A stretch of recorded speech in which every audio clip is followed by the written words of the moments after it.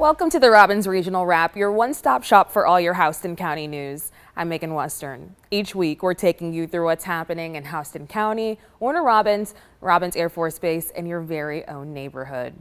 And this week, Warner Robins police are investigating a possible murder-suicide. A married couple in their 80s was found dead during a welfare check this week. This marks the 11th homicide in Houston County this year and the 10th involving domestic violence. Jasmine Lee spoke with neighbors who say this situation has left their community shaken. I'm standing just outside the home where investigators say they were attempting to do a welfare check, but instead found Robert and Judy Mall with gunshot wounds. 2 words would be very shocking. Jason Allen says Hillcrest Avenue is usually quiet, a place where neighbors greet each other and life moves at a gentle pace. But Wednesday night brought an unsettling scene, flashing lights, police tape, and questions no one ever expected to ask on their street. It was obvious that they were very nice people and very clean people and wanted to make sure the neighborhood looked nice. Police say around 6 p.m. Wednesday, 88-year-old Robert Mall was found shot in the backyard. Inside, they found his wife, 80-year-old Judy Mall, also dead from a gunshot wound. Right now, police believe Robert shot his wife before killing himself. People here remember the Malls as a friendly couple who always kept their yard looking great and never missed a chance to wave hello. And I never would have expected that. I thought personally that maybe she had passed away and that's what everything was going on, but then we realized all the cop cars were here. Allen said both Robert and Judy were dealing with serious health problems and hospice nurses were at the house often.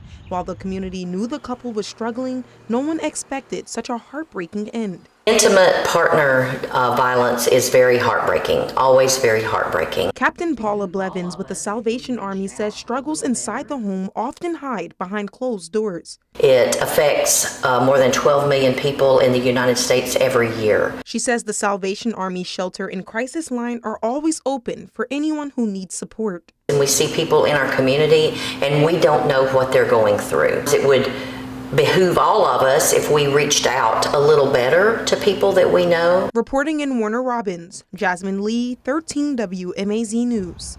Now you can call the Salvation Army's 24-hour crisis line at 478-923-6294, and the National Suicide Hotline is available 24/7 at 988. And the city of Warner Robins is considering a proposed $180 million budget for 2026. That's up 12% from last year. Now, the biggest chunk, nearly $40 million, would go to the police and fire departments. Jasmine Lee shows us what that investment could mean for your safety and how it's already making a difference. City leaders say this proposed budget could put nearly 10% more into public safety with a big focus on law enforcement. I spoke with the police chief and the city administrator about what that added investment could mean for officers and the community they serve. In Warner Robins, movement is a way of life on the tracks, in the air, and now in the city hall. While the city sets a budget every year this time, leaders say they're thinking bigger with about $39.6 million proposed for police and fire. That money would pay for officer training, upgraded equipment, and new technology like the department's real-time crime center. The first and foremost of that is being a safe and welcoming community. James Drinkard, the city administrator, says public safety is the top priority. Over the past year, the city made a major push to hire more police officers, reducing the number of unfilled positions in the department from 50 down to just 18. It's the physical changes that we're making out within the community. Those are the things that people notice. You know, some of those are already starting to happen, but more will be taking place throughout the year. Police Chief Wayne Fisher says these investments are part of a broader effort to keep crime trending down. According to police department data, Warner Robins saw a 7.5% decrease in serious crime last year.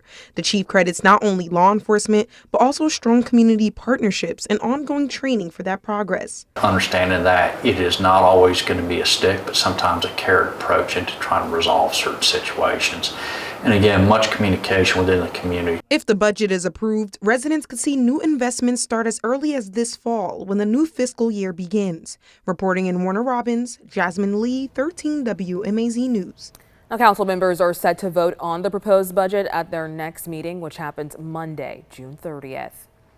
And one mom wants school leaders to modify how they honor students who have passed away before graduation. Michelle Brooks lost her daughter Mackenzie to cancer in 2019 when she was only 11 years old. Mackenzie would have graduated with the Veterans High School's class of 2026 next May. But right now, Jasmine Lee shares how a mother's grief is being channeled into remembering students like her daughter. Tears fall, but so do smiles as Michelle Brooks looks through photos of her daughter, Mackenzie. For her, each picture brings back the sound of laughter and the hope of a future that cancer took too soon. I won't get that back because of cancer. Brooks lost Mackenzie to a rare bone cancer. She says Mackenzie was a gymnast, loved making slime, and dreamed of becoming a teacher. Now, as her former classmates prepare to graduate from Veterans High School, Michelle faces a milestone she'll never get to share with her daughter. I won't get graduation. I won't get prom. I won't get people asking, like, what is she gonna do next? And while Mackenzie died before making the move to high school, Michelle hopes more can be done to honor students like her daughter. Right now, the district places an empty chair at graduation ceremonies to honor the memory of students who've passed away while attending high school. Michelle has asked the district if they can read the names of deceased students or let a family member walk in their place so their achievements aren't forgotten. I just asked the school, could they acknowledge her? It wasn't her fault that she's not here or any other child's fault due to illness. Michelle believes honoring these students publicly would bring comfort to grieving families and remind the community that every child's journey matters. That's not acknowledging the child. You just put an empty chair there. You don't put a picture there. You don't call their name. So how is that acknowledging the children? Any child, not just my child, any child. The district supports an annual cancer center donation drive at Dan Perdue Elementary School. It honors Mackenzie and another student who battled cancer while students at the school. Reporting in Houston County, Jasmine Lee, 13 WMAZ News.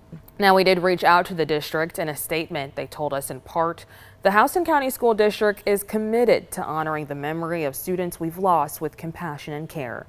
Mackenzie's life and legacy continue to inspire acts of kindness and care within our community. And Robins Air Force Base has a new unit commander. The 461st Air Control Wing can handle missions like battlefield management, running communication networks, and setting up mobile air traffic control towers.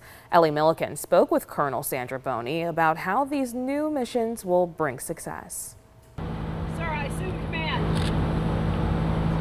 Colonel Sandra Boney assuming command and running their mission C3, standing for Command, Control, and Communications. Those are the goals for the 461st Air Control Wing. Sometimes it's airfield operations, so there's the control. We do battle management, command and control, and then our 5th Combat Comm Group does expeditionary communications. So in those 3 mission sets, that's where you get your C3 mission that we own in this wing. As the only C3 wing in the Air Force, she's ready to lead her team of airmen into new opportunities on the horizon. The support, the guidance and instruction that they need, they will take this mission to the next level. So with the new capabilities that I mentioned and the existing missions. This is just one of the pieces of equipment they have out here showing their abilities. It's a mobile air control tower that can deploy anywhere in the world. The Warner Robins community is also supportive. Can't wait to see what she does with the wing, and I know she's the right person for the job. I hope that it continues on, the legacy, that the C3 continues to grow, that the mission continues to grow, and that Colonel Boney is able to continue all of that. Megan Shelton is the wife of the outgoing commander, Colonel Adam Shelton. She is proud of how her husband and Bonnie have worked on the wing's transition. Now Bonnie's the commander and says she's ready. In Warner Robins, Ellie Milliken, 13 WMAZ News. Now, according to Robins, the 5th Combat Communications Group recently merged into the 461st, making it the Air Force's first C3 capable wing. And the Air Force Base has plenty of missions dedicated to inter-troop communication. The 18th Airborne Command and Control Squadron is exclusively in charge of flying and maintaining the E-11 planes. It's also known as the Bacon. It almost acts like a Wi-Fi router in the sky. The plane helps units in the air, land, and sea all communicate. Military troops have used the plane since 2008. And we also have new information on a major transportation effort in Warner Robins. A new report shows the county's electric vehicle chargers are operating at a loss. Hunter King is looking into how the new program is doing and why Public Records revealed some mixed results. Back in October of last year, the city of Warner Robins installed some of these charge point chargers for electric vehicles on South Armed Forces Boulevard. We wanted to know just how effective are they? Well, it turns out it's still a work in progress. Drivers have completed 950 charging sessions since the program launched, generating nearly $6,000 in revenue. But on the flip side, the city spent almost $8,000 on electricity. That's a $2,000 deficit. Usage peaked in October with more than 15 sessions per charger. By spring, that number dropped to just over 3 sessions. I think a secondary intent for the program was really to see if we could potentially monetize this.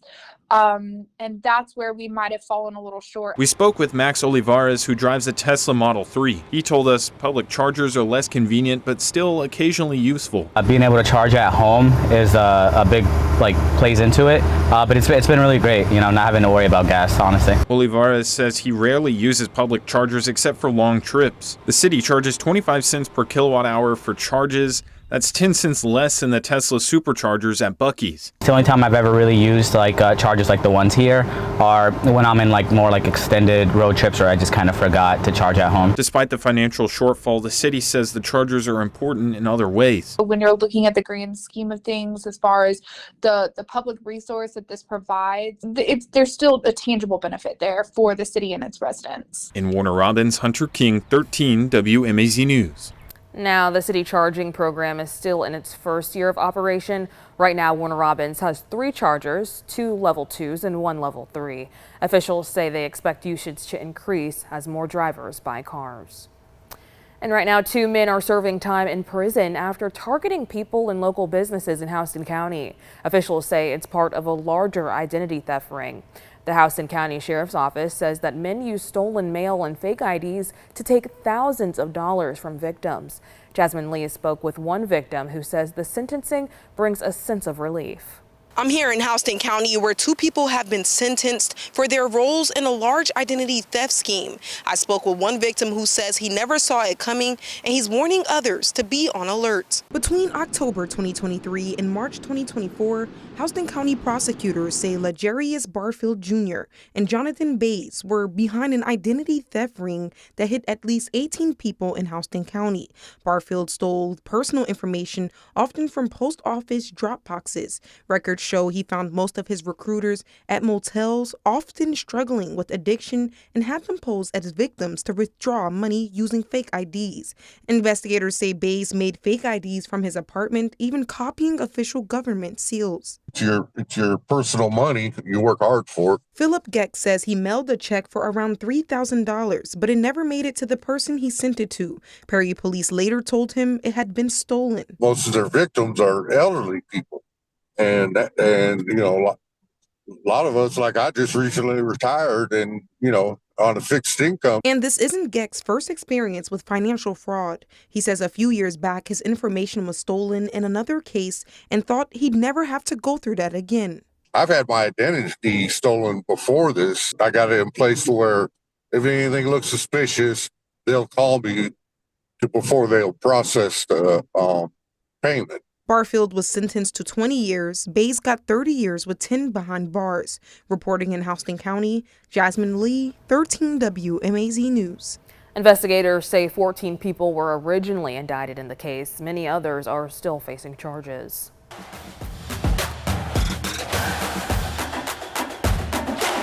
And in sports news, the summer switch-ups continue. Several Central Georgia squads are welcoming new leaders in the offseason. Sammy Costas bringing us the latest edition of the Summer Sit-Down series, sitting down with the newest head coaches in the area to see what's in store.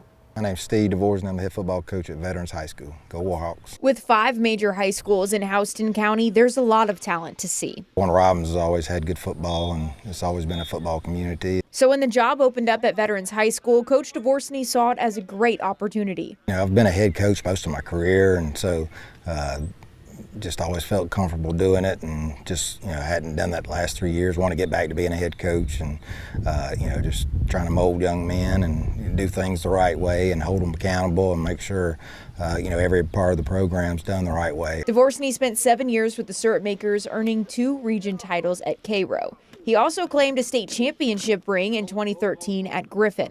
His passion for athletics is something that's always been a big part of his life. He just, I played every sport growing up, and it was just kind of my outlet. It was kind of my, I come from a single parent home, and just that was kind of my outlet. That's kind of what I did, was just play sports, and kind of why I coach, just try to get back to those kids that don't have as much and is fortunate, just try to get back to them, and that's kind of my why and why I do it. He tells me there are a lot of lessons to teach young athletes. Dvorsny wants them to graduate from the team better people and better players. Well, I think, life's hard, but you're tough enough to get through it and handle it. Whatever comes your way, whatever comes you face, you're going to be tough enough and hard enough to get through it. And next day the sun's going to come up, and you're going to be a better person for it, just because you can, persevere and just handle anything that life wants to throw at you. Now, the Warhawks are set to start the season against the Greyhounds. Veterans will host Jones County August 15th for the first football Friday night under the lights this fall. And a new athlete in training is here. The Thursday tradition of highlighting student athletes putting in the work in the off-season. The heat and early mornings don't discourage these players from bringing their best. This week, we're headed to the north side. Check it out. Discipline, focused, and leader are 3 characteristics that make Northside's Jackson Rowe who he is. Rowe says he's grateful to be able to put in the work during the early morning hours. It's a blessing to be out here with a great coach, great team. We came a long way. All blood, sweat, tears we put in here, especially with Coach Boom here. And I feel like this football season will be a great opportunity for us players to get a good brotherhood out here. The rising junior is a yes sir, no sir guy, according to Coach Boone, and that's carrying over to the rest of the nest. Accountability has been shown a lot, more competitive and more hard working over since last year, especially. The Northside Eagles finished the season 2-8 last year, but with a new head coach and fresh leaders stepping up, things are trending in the right direction. Just getting better, being a good human being, getting to be a good teammate, working hard, and scoring touchdowns. The Eagles have seen success in past seasons, and some of those stars see potential in players like Rowe. I got 9 alumni on my staff, so they all know the older Northside, and he is what they always talk about, the epitome. He could have played with us. He is that hard-nosed, yes sir, no sir, by the book that Conrad Nix would have loved. I think he exudes everything you want in a young man.